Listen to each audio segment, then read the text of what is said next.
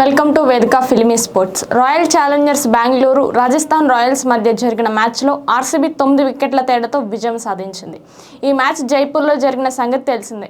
RCB తరపున కోహ్లీ ఓపెనర్గా అడుగుపెట్టి హాఫ్ సెంచరీ చేశాడు. ఆ సమయంలో విరాట్ 24 సింగిల్స్, 3 డబుల్స్, 4 బౌండరీలతో పాటు 2 సిక్సర్లు కొట్టాడు. చేజ్ మాస్టర్ వల్ల ఆర్సీబీ మరో విజయం సాధించింది. కోహ్లీ ఫిల్ సాల్ట్ తో కలిసి బ్యాటింగ్ చేస్తున్నాడు. అవతల వైపు నుంచి ఫిల్ సాల్ట్ వేగంగా బ్యాటింగ్ చేస్తున్నాడు. సాల్ట్ తన ఇన్నింగ్స్ లో మొత్తం 5 4లు 6 సిక్సర్లు కొట్టాడు. రాజస్థాన్ తరపున కుమార్ కార్తికేయ ఫిల్ సాల్ట్ ను అవుట్ చేయడం ద్వారా జట్టుకు ఏకైక విజయాన్ని అందించాడు. కానీ ఆ తర్వాత దేవదత్ పడికల్ వచ్చి 40 పరుగులతో కీలక ఇన్నింగ్స్ ఆడాడు. ఈ మ్యాచ్ లో విరాట్ కోహ్లీ కూడా తన అర్ధ సెంచరీని పూర్తి చేసుకున్నాడు. కానీ కోహ్లీ వెంటనే సంజు శాంసన్ వద్దకు చేరుకున్నాడు. ఈ సమయంలో విరాట్ చాలా అలసిపోయినట్లు కనిపించాడు. విరాట్ శాంసన్ దగ్గరికి వెళ్లి తన హార్ట్ బీట్ తనిఖీ చేయమని అడిగాడు. ఈ సమయంలో శాంసన్ విరాట్ హార్ట్ బీట్ తనిఖీ చేశాడు. విరాట్ బ్యాటింగ్ చేయడానికి తిరిగి క్రీజులోకి వెళ్ళాడు. ఈ సమయంలో విరాట్ కూడా లోతైన శ్వాస తీసుకున్నాడు. అయితే విరాట్ కోహ్లీ ప్రపంచంలోనే అత్యంత ఫిట్ గా ఉన్న క్రికెటర్. అయితే అభిమానులు ఈ సీన్ చూసిన తర్వాత టెన్షన్ పడుతున్నారు.